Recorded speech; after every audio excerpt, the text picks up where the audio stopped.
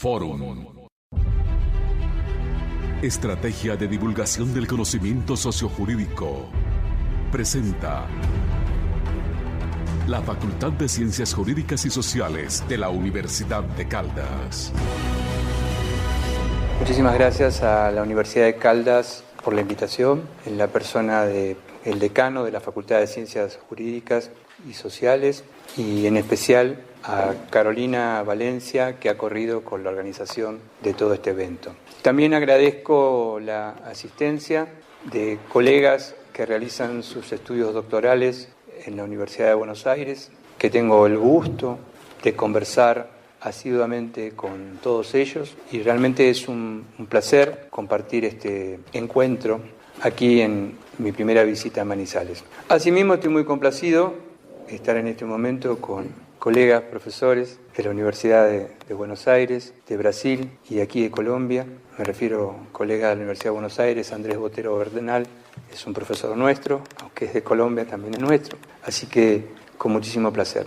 Las ideas que voy a adelantar en esta exposición van a ser publicadas en 30 días aquí en Colombia y son un fragmento importante y decisivo de mi tesis postdoctoral. Decidí emprender este itinerario hace 2 años y en gran parte de este itinerario postdoctoral está comprendido el problema del presidencialismo. ¿Por qué lo planteo como el problema del presidencialismo? Porque no es una mera temática a la cual nosotros nos podemos acercar, sino que realmente, desde el punto de vista de la epistemología, un problema es cuando hay un hueco. Mi primera afirmación consistente es que el presidencialismo se nos presenta en América Latina realmente como un problema, porque voy a demostrar, o voy a intentar demostrar, que genera abiertamente una caída decisiva y vertical en la calidad de vida de cada uno de los ciudadanos. Para llevar a cabo este itinerario expositivo,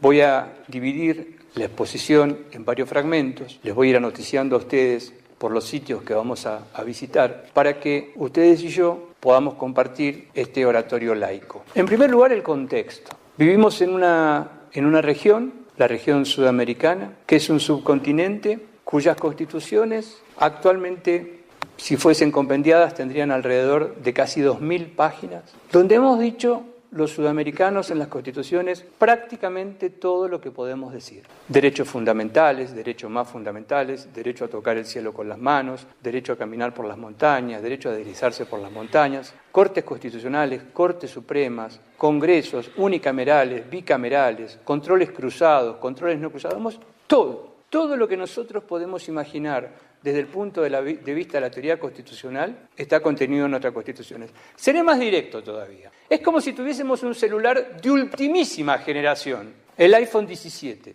Sin embargo, hay un asunto que en la región jamás se ha discutido, que es la cuestión del presidencialismo.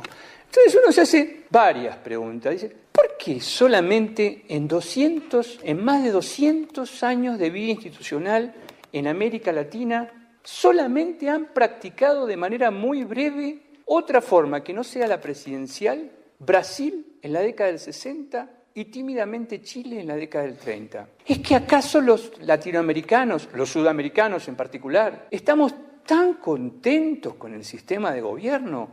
Tan bien nos ha ido en 200 años de presidencialismo, porque acá hay muchísimos jóvenes. Cuando los jóvenes tienen un celular que no funciona, agarran y lo cambian. ¿Por qué nosotros nunca hemos discutido el sistema de gobierno? El sistema de gobierno presidencial fue inventado por los norteamericanos en 1787. Los norteamericanos tomaron las ideas europeas, las plasmaron en la Constitución de Filadelfia y llevaron adelante el presidencialismo. A punto tal que no hay una sola discusión en América Latina respecto del nombre que se le pone a esta persona investida como titular del Poder Ejecutivo. Sin embargo, ellos, en el siglo XVIII, no solamente inventaron la institución, inventaron el nombre. Nosotros no solamente copiamos el modelo, copiamos hasta el nombre.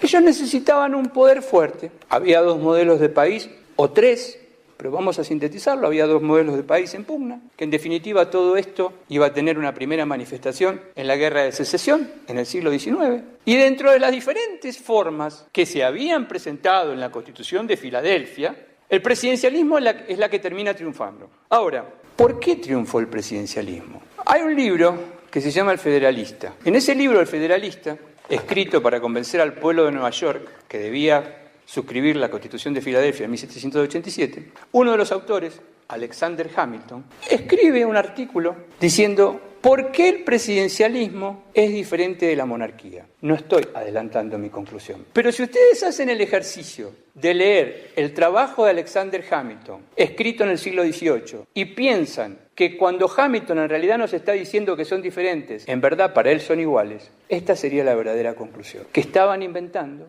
algo completamente distinto, pero que en realidad se parecía bastante al ejecutivismo monárquico que habían tenido en la época que eran dependientes de Inglaterra. Primera pregunta en este contexto. ¿El presidencialismo ha funcionado?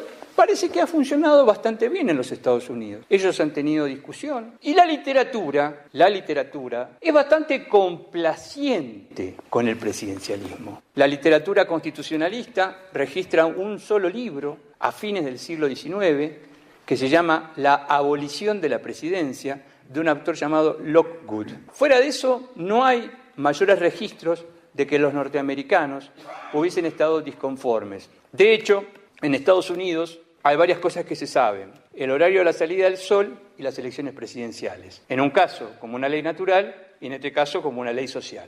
Nada de esto podemos decir los sudamericanos. En nuestro contexto jamás se discutió el programa presidencial, jamás se discutió el nombre que iba a tener la institución, jamás se discutieron los poderes y, la verdad, para tener una mirada complaciente con quienes nos han precedido, y me refiero a los patriotas que nos han precedido en cada uno de nuestros países, la verdad que en el siglo XIX había un solo modelo circulando, era el modelo de los Estados Unidos. Y tiene bastante sentido opinar que, como había un solo modelo funcionando, en el momento de la constitución de nuestras repúblicas, se tomaba el modelo estadounidense, se lo vaciaba en el molde de nuestras constituciones y allí empezaba a funcionar. En el aspecto en que voy a desarrollar en esta ponencia, me voy a limitar específicamente a 3 países, a la Argentina, a Brasil y a Colombia.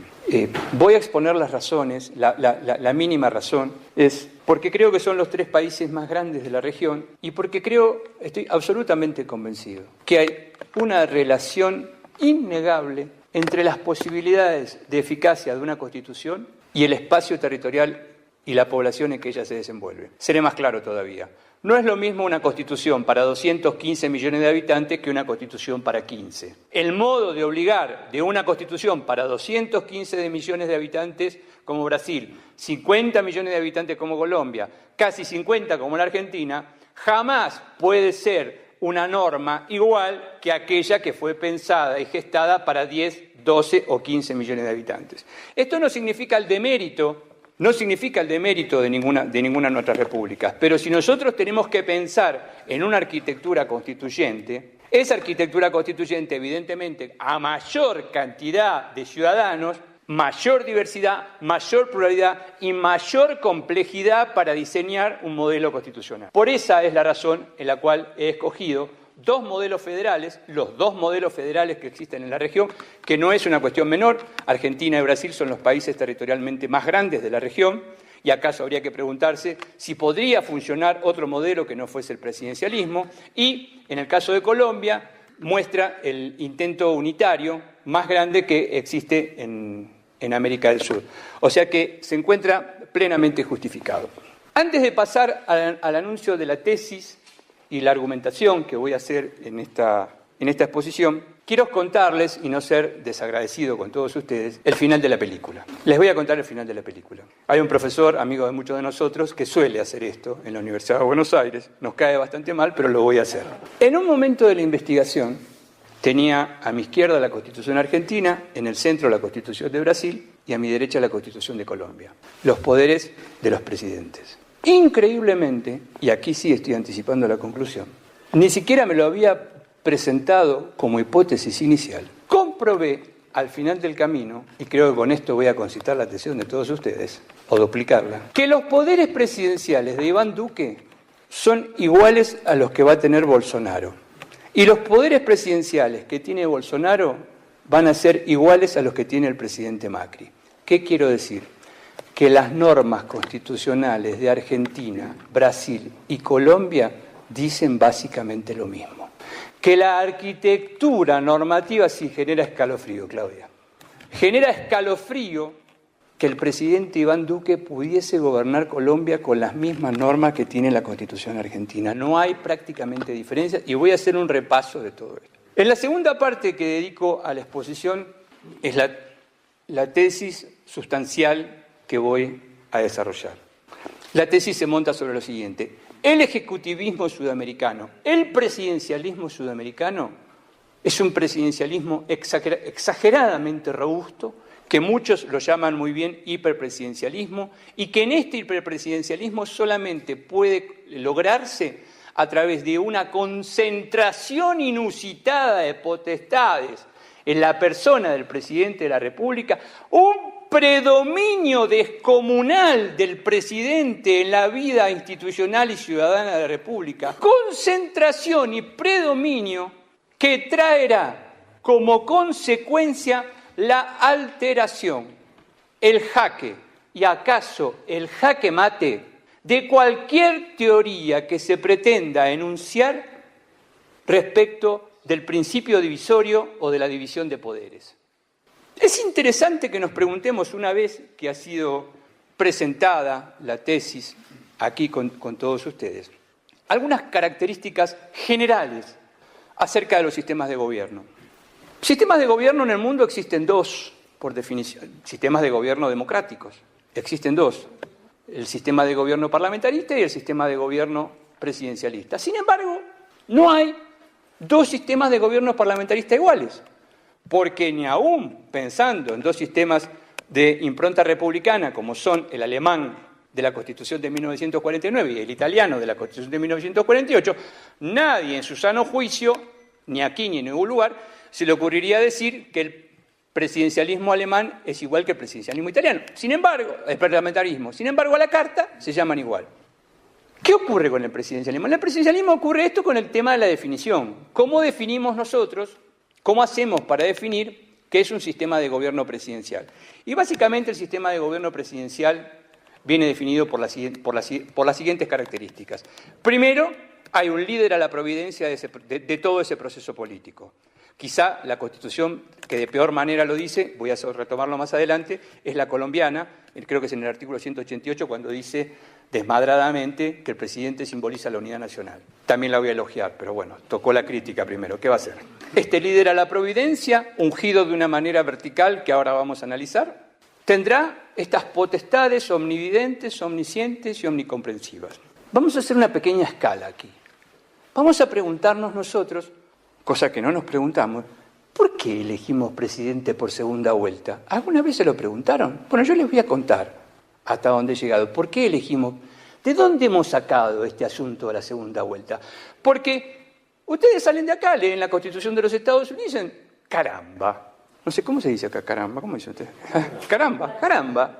La Constitución de los Estados Unidos no dice absolutamente nada respecto de una elección directa de un príncipe republicano.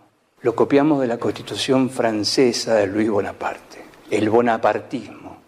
O sea que nosotros tenemos, todos los sudamericanos, este asunto de la segunda vuelta electoral, de potenciar decisivamente a un presidente con una mayoría de ciudadanos para que esa noche se lleve todo. ¿Recuerdan la noche que ganó Iván Duque? ¿Se acuerdan la noche que ganó la segunda vuelta? Nunca más va a tener ese poder. A partir de ahí, cae. Piensen en Uribe. Ganó la primera, ganó la segunda y luego no pudo más.